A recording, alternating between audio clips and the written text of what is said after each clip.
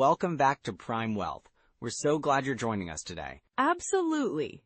Today, we're diving into something really exciting, the concept of scaling content creation, and how it can tie into your journey toward financial freedom. Yeah, it's all about maximizing what you've already got, whether that's your skills, your time, or even your resources. Right. We're going to explore some practical ways to create value, build a brand, and possibly generate income, all while staying true to your passions. And we'll touch on how to leverage digital platforms to reach a wider audience, which can be a game changer for many people, especially those of us over 40. Exactly.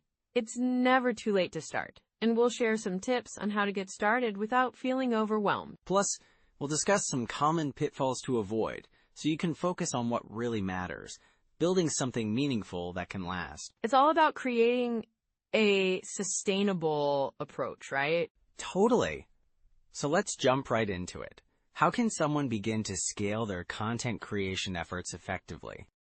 You know, Alex, when we talk about scaling content creation, it really feels like a game changer for so many people over 40, especially right now. Absolutely, Jordan. It's like a pivotal moment for many folks. With retirement on the horizon, most people are thinking about how to create additional income streams. Right, and it's becoming increasingly important as we see inflation creeping up. I mean, just last year, inflation hit levels we hadn't seen in decades, which puts real pressure on retirement savings.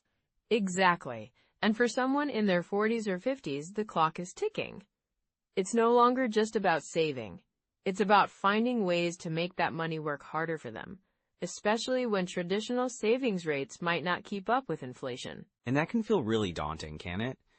I mean, if you're staring down the barrel of retirement with a nest egg that's not growing fast enough, it can create a lot of stress. Definitely. It's not just about the numbers. It's about the emotional side of it, too. People often feel anxious or even paralyzed by the thought of not having enough. I've spoken to clients who have shared stories about how financial uncertainty affects their quality of life. Yes. I remember talking to a client named Maria. She's in her early 50s and was so stressed about her retirement savings. She felt like she had to stick to her job just to make ends meet, but she had this passion for photography. When we discussed scaling her content creation around that passion, it opened her eyes to new possibilities. That's a great example. Maria's not alone. Many people have hobbies or skills that, if scaled properly, could lead to meaningful income. The thing is, they often just don't see the path forward. They think of their passions as side gigs rather than viable income streams. Exactly. And with the rise of digital platforms, it's easier than ever to monetize those passions. But you know, what holds a lot of people back is fear. Fear of failure. Fear of the unknown. That's so true. But the reality is, the world is shifting. More people are finding success by sharing their expertise online. For instance, take someone like Tom, who was an accountant for 30 years. He started a blog sharing tips about managing finances, and now he's making a solid side income from ads and affiliate marketing. Right! And Tom probably felt that initial hesitation too. But once he got started, he found a community that resonated with him. That's the beauty of scaling content creation. It's not just about the money. It's about connecting with others and building something meaningful. Exactly, and the statistics back this up. Recent studies show that nearly 70% of people over 40 are considering starting a side business or monetizing a hobby. That's a huge number. It really shows that this demographic is ready to make a change. And let's not forget about the flexibility it offers, especially for those dealing with life changes, like kids leaving home or dealing with unexpected health issues. Having an additional income stream can provide that cushion, right? Definitely. It's about creating that financial resilience so when life throws those curveballs, you're not left scrambling. It gives people a sense of security, knowing they have options. And what's really inspiring is that success doesn't have to look the same for everyone. For some, it might mean turning a hobby into a thriving business, while for others, it could just mean generating a little extra cash each month. Exactly, and it's important to remember that even small steps can lead to significant changes. People shouldn't feel pressured to go all in at once. It can be as simple as setting aside a few hours each week to work on a passion project. Yeah, and I think that's where scaling comes in. It's about finding ways to leverage your time and skills effectively. You mentioned Tom earlier. He didn't just start a blog. He created a whole content strategy that allowed him to reach a wider audience without doubling his workload. Right, and that's the beauty of digital content. Once you create something valuable, you can repurpose it across different platforms. A blog post can turn into a video, which can then become a podcast episode, and so on. And those different streams of content can feed into each other, creating a kind of ecosystem for your brand. It's not just about writing or photography, it's about building a presence that resonates with people. Exactly, and think about how empowering that is. For someone who's feeling stuck or anxious about their financial future, the idea that they can take control of their circumstances is huge. It's about reclaiming that sense of agency. And it's also about the community aspect. Engaging with others who share similar interests can be incredibly motivating. It makes the journey feel less lonely, doesn't it? For sure. When people see others thriving in areas they're passionate about, it can ignite that spark. It's like lifting each other up and sharing valuable insights along the way. Right, and it can also provide accountability. If you're in a group or a network, you're more likely to set goals and stick to them. Plus, you can learn from each other's experiences, what worked, what didn't. That's exactly why creating content can be so beneficial at this stage in life. It's not just about the financial aspect.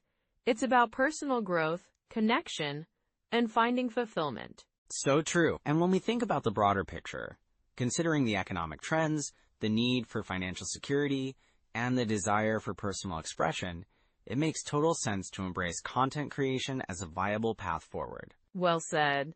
It's a chance to not only secure your financial future, but also to enjoy the journey of discovery and creativity along the way. And now that we've laid this foundation, let's dive into some core strategies that people can implement to start scaling their content creation effectively. So diving into the core strategies, what do you think is the first step for someone looking to scale their content creation? Well, I'd say the first step is really about understanding your audience. You want to know who you're creating content for, right? It's about identifying their needs, interests, and pain points. Exactly. Like, what questions are they asking? What problems are they facing? Right. Once you have that insight, it helps you tailor your content to resonate with them more effectively. It's like having a conversation with a friend. If you know what they care about, you can speak to those interests directly. So how do you actually gather this information? A great way to start is by using social media.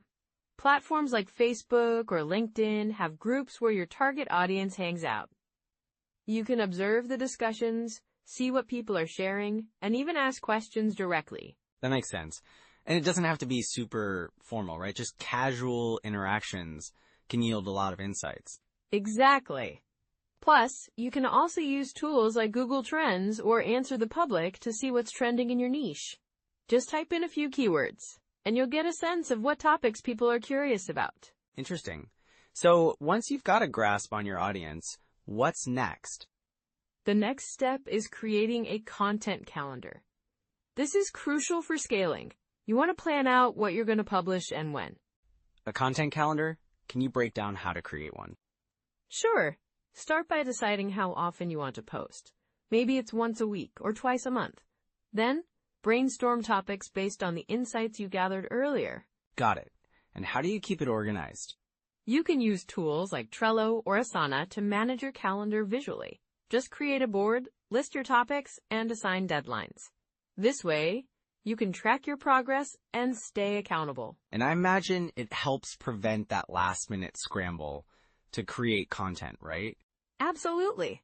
Planning ahead reduces stress and gives you time to create quality content instead of just rushing to meet deadlines. Speaking of quality, what's the secret to producing engaging content? Well, one key is to tell stories. People connect with stories on an emotional level. So instead of just sharing facts or figures, try to weave in personal experiences or relatable anecdotes. That's such a powerful way to connect. And I guess visuals play a role too, right? Definitely. Incorporating visuals can enhance your message. Whether it's images, infographics, or videos, they can help break up the text and keep your audience engaged. So would you recommend any specific tools for creating visuals? For sure. Canva is a fantastic tool for creating graphics, and it's user-friendly. You don't need to be a designer to make something appealing. Got it. And what about video content? Video is huge right now. If you're comfortable with it, consider platforms like YouTube or TikTok. You can repurpose your written content into video format, which can vastly expand your reach. That's a great idea. So if someone wanted to scale their content creation, they'd start with understanding their audience, create a content calendar, focus on storytelling, and use visuals and video. Exactly. And another important rule of thumb is consistency. You want to establish a regular posting schedule and stick to it. Your audience should know when to expect new content from you. That consistency builds trust, right? Precisely. When your audience knows they can rely on you for quality content, they're more likely to engage and share it. What about repurposing content? I've heard that can be a game changer. Absolutely. Repurposing is a fantastic way to maximize your efforts.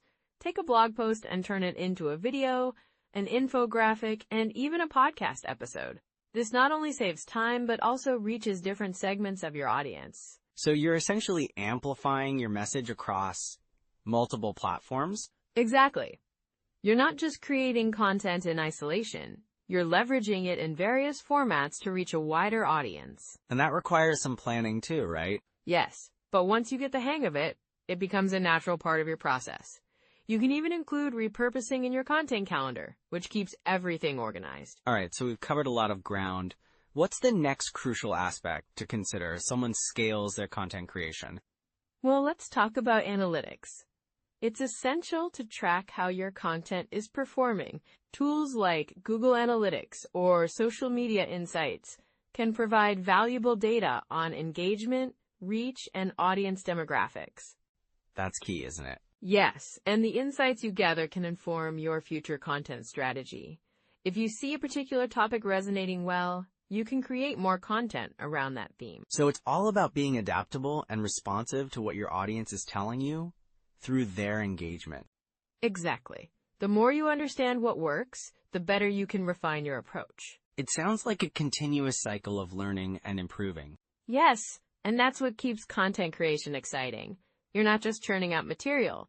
You're evolving with your audience's needs. So what are some common pitfalls to watch out for as someone dives deeper into content creation? Well, one major pitfall is trying to do too much too soon. It's easy to get overwhelmed by the idea of scaling, but starting small and gradually building up is key. That makes sense. If you spread yourself too thin, the quality might suffer. Exactly. Focus on creating high-quality content consistently before scaling up. Another pitfall is neglecting engagement. It's not just about pushing content out. You should also interact with your audience. Right. Responding to comments and fostering a community can really enhance your connection with your audience. Yes, and lastly, don't ignore the importance of staying authentic. Your audience wants to connect with the real you. Authenticity is huge. It builds trust, doesn't it? Absolutely. So being genuine in your content and interactions is vital for long-term success. All great points, Alex. I think we've set our listeners up with some solid strategies and insights. Definitely, Jordan. Now let's bring everything together as we transition into our outro. So, Alex, as we dive into this topic, I think it's important to discuss some of the common pitfalls people face when they're scaling their content creation. What do you see as one of the biggest mistakes? Absolutely, Jordan. One major pitfall is not having a clear strategy. People often jump into content creation thinking it's all about quantity. They end up churning out videos, blogs, or podcasts without a cohesive plan. This can lead to burnout and inconsistent messaging. Right. I've seen creators just throw content out there, hoping something will stick. It's like they're just trying to keep up with the latest trends without really understanding their audience or what they want. Exactly.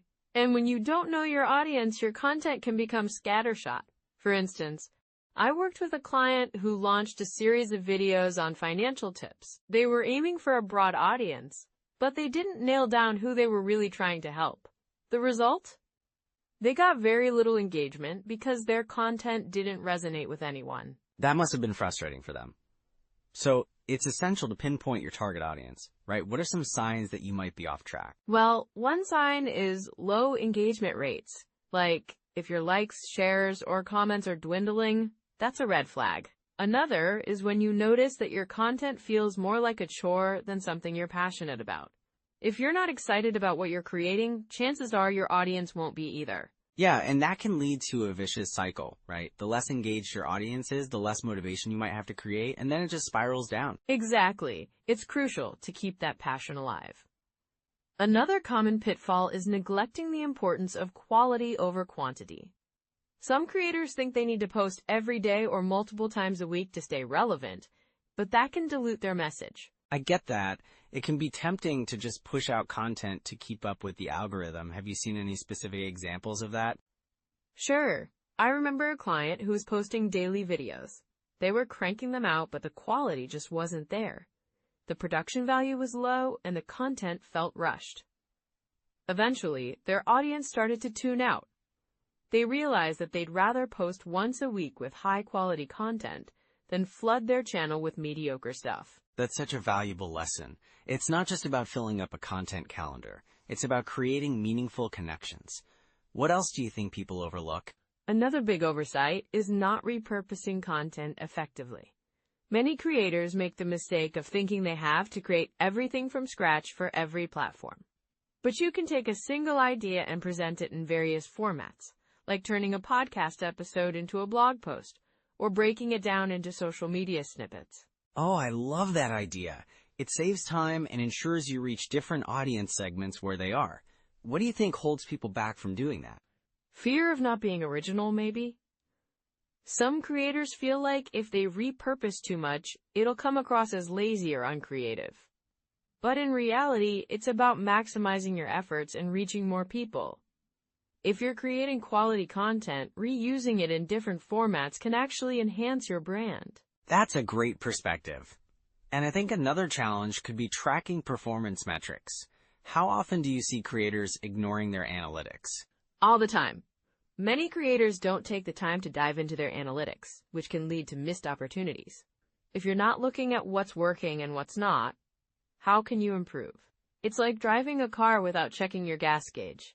You might run out of fuel when you least expect it. Right. So what are some key metrics they should focus on? Engagement rates are huge, of course, but also look at audience growth, watch time, and even feedback from comments. If viewers are consistently mentioning what they love or what they'd like to see more of, that's pure gold for shaping your future content. It sounds like staying flexible and being willing to pivot is super important too.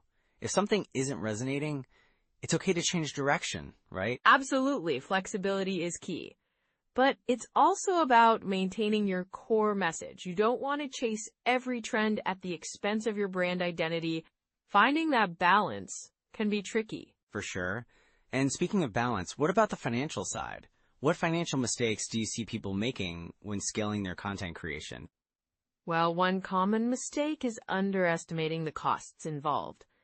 Many creators think they can just start with their phone and a laptop, but as they grow, they often need better equipment, software, or even a team to help. Not budgeting properly can lead to financial stress. That's an important point. It's easy to get caught up in the excitement and forget about those expenses. How can someone prepare for that? Creating a budget and sticking to it is crucial. Also, having a financial cushion can help. Set aside a portion of your earnings as you grow so you're not caught off guard when those expenses pop up. So it's all about planning ahead and being realistic about what scaling means, not just in terms of content, but also financially. Exactly, and it's vital to keep an eye on your cash flow. If you're investing heavily in content but not seeing returns, it might be time to reassess where you're putting your money. Wow, there's really a lot to consider as you grow. It can feel overwhelming, but recognizing these pitfalls can help creators navigate their path more effectively. Right, and knowing that you're not alone in facing these challenges can be comforting. Many successful creators have been through similar struggles. It's about learning from those experiences and adapting. So what are some immediate steps our listeners can take to avoid these pitfalls and set themselves up for success? First, take a step back and evaluate your current strategy. Identify your target audience and ensure your content aligns with their needs. Next, focus on quality over quantity. Commit to a sustainable posting schedule that excites you.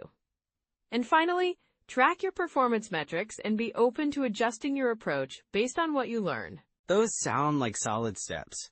It's all about being proactive and intentional, so let's bring everything together. So Alex, now that we've talked about the benefits of scaling content creation, let's dive into some immediate steps our listeners can take to get started. What do you think? Absolutely, Jordan. I mean, it can feel daunting at first, but breaking it down into manageable pieces is key. One of the first things I'd suggest is to identify your niche or area of expertise. This doesn't have to be overly specific, but having a clear focus can help guide your content. Right, and I think it's important to choose something you're genuinely passionate about. That way it won't feel like a chore when you're creating content. Exactly. And once you have your niche, the next step is to create a content calendar. This doesn't need to be elaborate, just a simple outline of what you want to produce and when. That's a great tip. It helps keep you organized and can also spark ideas for future content. What tools do you recommend for that? There are a number of great tools out there. Google Calendar is a simple option, or you could use apps like Trello or Asana. They allow you to lay out your ideas visually, which can be really helpful. I love Trello. It makes it easy to move things around as your ideas evolve. What about actually creating the content? Any go-to tools you'd suggest? For video content, I recommend starting with something like Canva for graphics and thumbnails. It's user-friendly and has a lot of templates. For editing video, tools like iMovie or DaVinci Resolve are solid choices, depending on your comfort level. And for those who might feel overwhelmed by video, what about audio content? Well, if you're leaning toward podcasting or audio content, tools like Audacity are free and quite effective. It's all about finding what works best for you and your style. Definitely. And I think it's important to emphasize that you don't need to have the fanciest equipment to start. Many successful creators began with just their smartphones. Exactly, Jordan. Starting small is perfectly fine. Focus on producing content consistently rather than striving for perfection right out of the gate. That's such a good point. And consistency builds trust with your audience, right? Absolutely. One habit that can really help is setting aside a specific time each week dedicated to content creation. This builds a routine, and over time, you'll find it easier to stay on track. That's a great idea. Also, I think engaging with your audience early on can be beneficial. It helps you understand what they're interested in and builds a sense of community. For sure. Responding to comments or even asking for feedback can guide your future content. It makes your audience feel valued, which is key to growing your platform. What about learning from others? Are there any resources or books you'd recommend for those wanting to deepen their knowledge? There are plenty of great books out there. Content Inc. by Joe Pulizzi is fantastic for understanding content marketing. Another good one is Everybody Writes by Ann Handley. It's a practical guide to creating engaging content. I've heard great things about those. And what about podcasts? Any favorites that focus on content creation? Definitely check out the Content Strategy podcast. It's packed with insights. The Smart Passive Income podcast by Pat Flynn is also a great resource for those looking to monetize their content. Perfect. And for those who might feel stuck in the beginning, what would you say is a good way to overcome that initial hurdle? That's a common challenge. I suggest starting with a small project. Maybe a short video or a blog post that doesn't require a huge commitment. This can help build your confidence. That makes so much sense. And once you've done that initial project, you can build on it. Exactly. Celebrate those small wins. They'll motivate you to keep going. And speaking of motivation, what about finding inspiration? Any tips for keeping the creative juices flowing? Great question. Consuming other content can spark ideas. Follow creators in your niche, attend webinars, or even just browse social media for trends. I think it's also helpful to take breaks. Sometimes stepping away can lead to fresh perspectives. Totally agree. And don't forget to network with other creators. Joining online communities can foster collaboration and idea sharing, which is invaluable. That's a great point. Building relationships can open doors and keep you inspired. And remember, it's okay to pivot your content as you learn what works best for you and your audience. Staying flexible is key in the ever-changing landscape of content creation. Yes, being adaptable is crucial. So what's the final takeaway for someone looking to start their content creation journey? Start small, stay consistent, and don't be afraid to learn and iterate. Your journey is uniquely yours, and each step forward is progress. And with those steps in mind, it's time for our listeners to take action. Yeah, so those are some immediate steps you can take. Now let's bring everything together. So as we wrap up today, let's quickly highlight some key takeaways from our ebook series on scaling content creation. Absolutely. First, it's all about understanding your audience. Knowing who you're creating for can really guide your content decisions. Right. And then there's the importance of consistency. It's not just about posting. It's about creating a reliable schedule that your audience can count on. And let's not forget about leveraging multiple platforms. Diversifying where you share your content can help you reach a wider audience and enhance engagement. Exactly. And the fourth point is the value of collaboration. Partnering with others can bring fresh perspectives and expand your reach, which is crucial. Yeah, and one more thing. Don't underestimate the power of analytics. Tracking your performance can help you refine your strategy and improve over time. Those are some solid takeaways. It's really about being proactive and adaptable, isn't it? Definitely. And remember, building a successful content strategy takes time and patience, but it can be incredibly rewarding. So if you're finding value in what we share, please give us a like, subscribe to the channel, and share your thoughts in the comments. We love hearing from you. And if you know someone who's over 40 and could benefit from this advice, share it with them. Next time, we'll dive into franchise ownership, semi-passive models. It's an exciting topic, and we'll explore how franchising can be a great option for building wealth. Absolutely. Looking forward to it. Until then, take care and keep striving for your financial freedom. Bye for now.